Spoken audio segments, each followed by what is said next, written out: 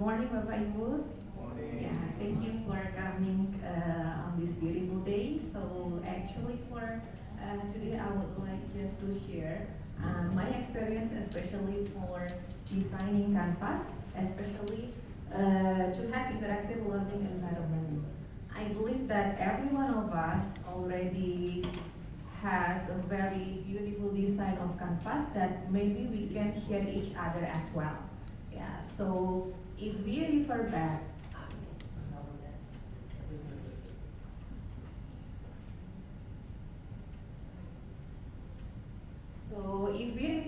to the to the definition of LMS, which is the learning management system, this is basically to provide flexibility and to have a room for our students to be more independent, especially when they learn something or certain lesson in our course. But in this case, I would like to highlight two parts from Canvas that maybe we can learn together, which is how Canvas itself can allow collaboration and communication between the students or even between the lecturer and the students, and even how they may be engaged with the content material that we already provide in Canvas.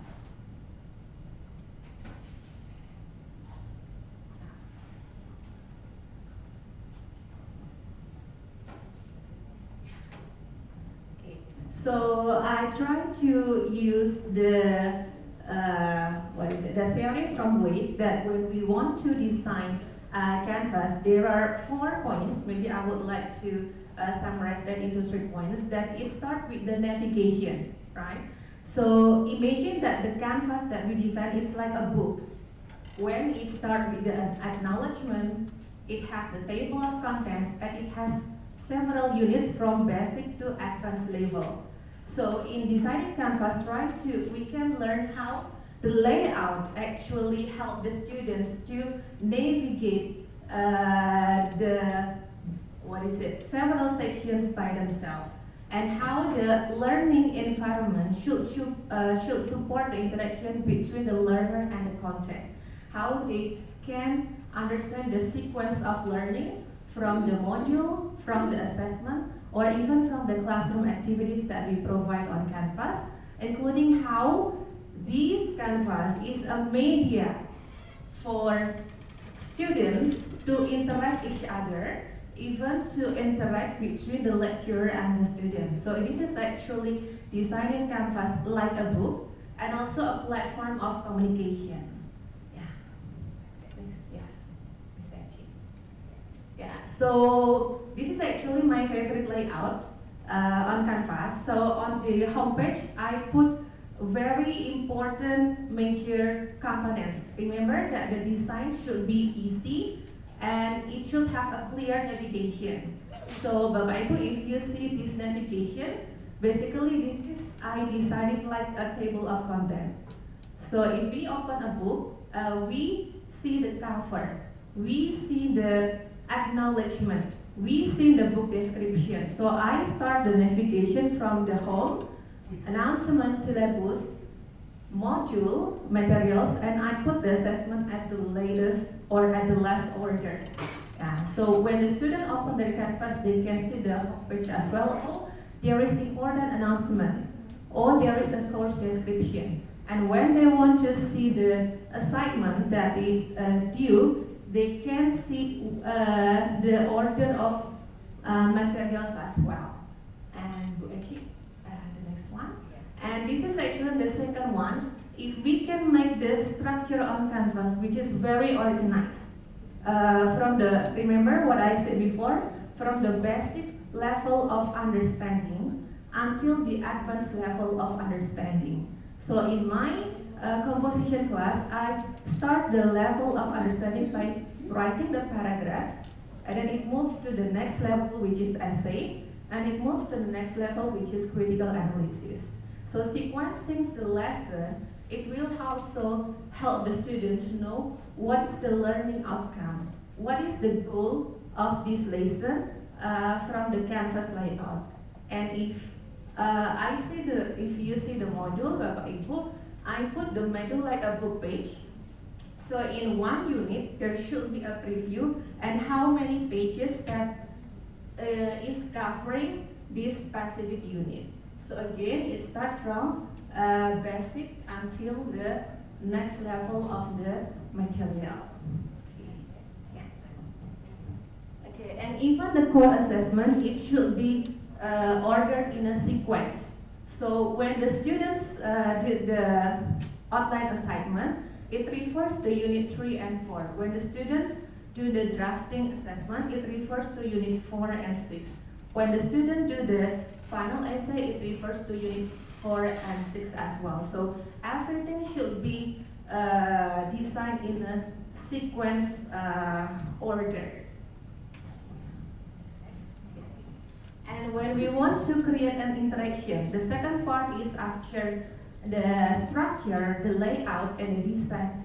Maybe we can think how the students may have a very good interaction with the lessons that they are learning.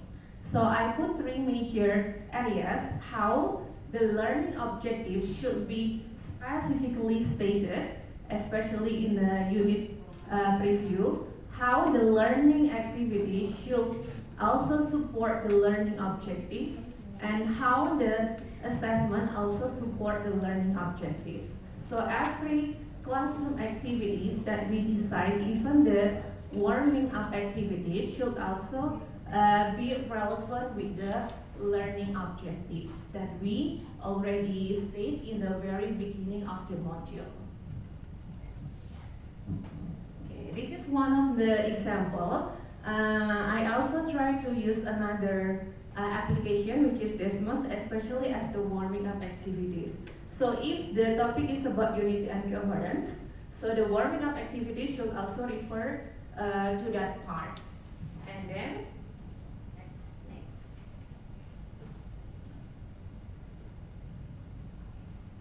And this is also my favorite activities in the class.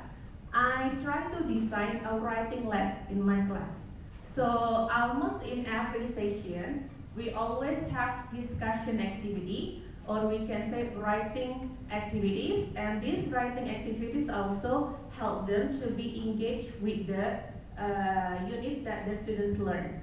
So if you see this order from discussion 1 until 6, it is actually referring to the unit that the students are learning at that time. So if we discuss unit 4, so the classroom activities, which is the writing practice on the discussion board, it will refer to discussion 3 and 4 as well. So with this, with this design, the students will know, or the students may be aware of, if I do discussion 2, this is actually referring to unit 3. If I do discussion 4, this is actually related with unit 4 as well. So these are the classroom activities that we always do in every session. And I asked them that they need to create the same topic to develop from discussion 1 until discussion 4. So if they want to do discussion 2, they need to refer what is the topic that they have to, that they already created in the discussion 1, and how it will be continued in discussion 2, and how it will be continued in discussion 4. So this is actually the series of classroom activities in my class.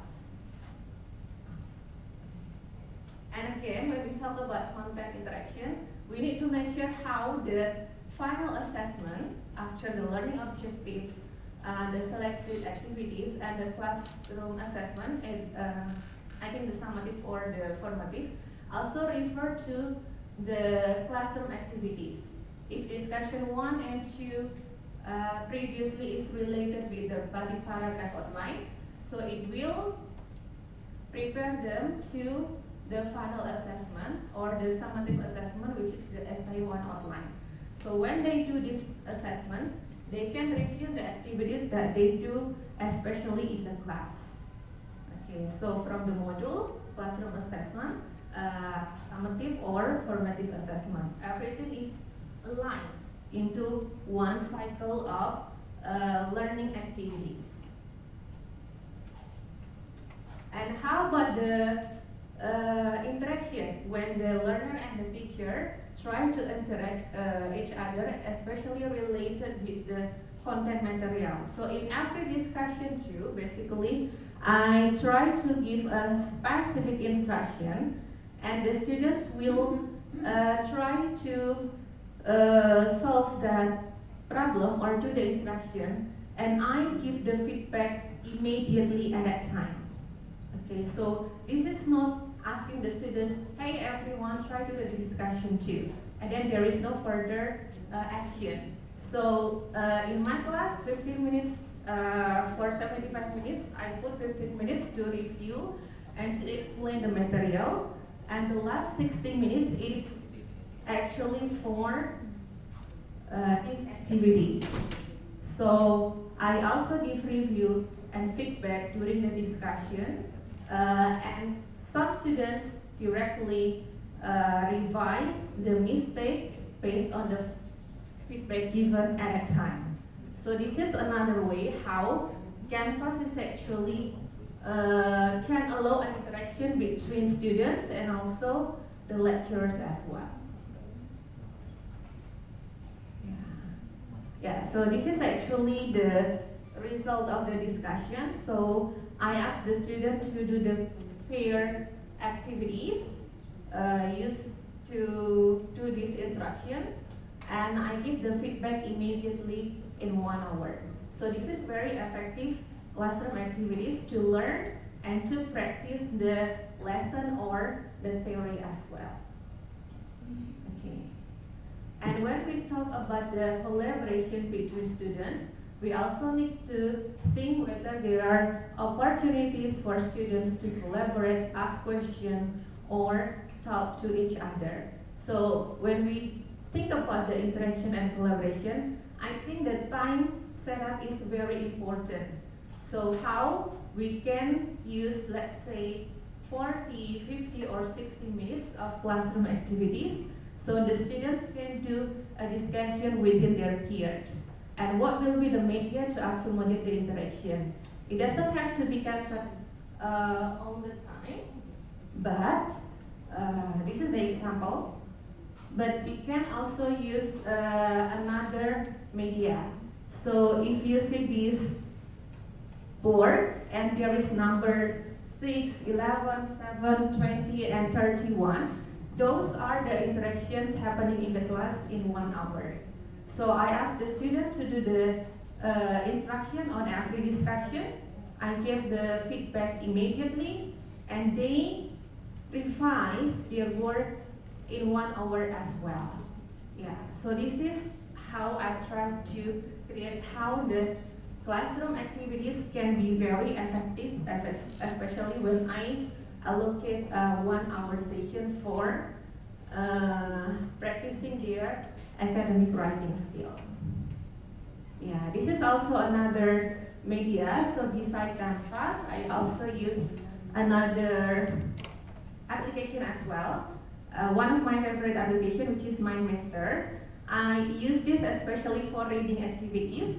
So I just create this one, a small branch. So I ask the students, and I divide them into specific groups, and each group later will have different instructions, and they need to answer that question by adding the branch as the result of their discussion.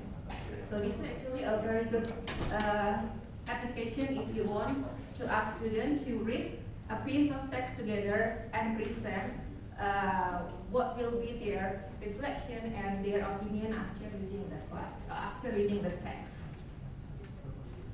Yeah, so this is the reflection that I learned, especially while designing Canvas. So I have 4 points lessons. When we talk about writing, it is a process. We cannot ask the student to instantly produce an essay.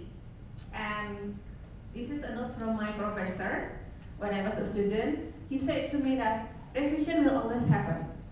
So never be feared to make a mistake, because we are perfect from the mistakes as well. So revision will always happen. And what I learned from my class, especially when I design the interaction and collaboration, our students basically, they can study by themselves when we design the canvas in a very organized way. But what they need from us is actually as a mentor, how they may imitate our writing style, how we can be the model of their writing through several discussion, consultation, or question and answer. And in my class, I always ask them, read before writing. So my outline, when we have an essay from outline, draft, and final paper, I ask my students, please read journal articles, because your outline is similar with the research proposal. They need to create the outline, but they need to include the academic references that they already researched to justify the topic that they want to create in their final essay. And in my class, I always say that try to have a reflection from your writing process, because your writing process is actually for a reflection to be a better writer instead of being a competitor. Yeah. So I think that's all that I can share about designing Canvas, especially for interactive learning environment. But if there is suggestion or maybe a sharing from your experience, that's also welcome. Thank you. Yay.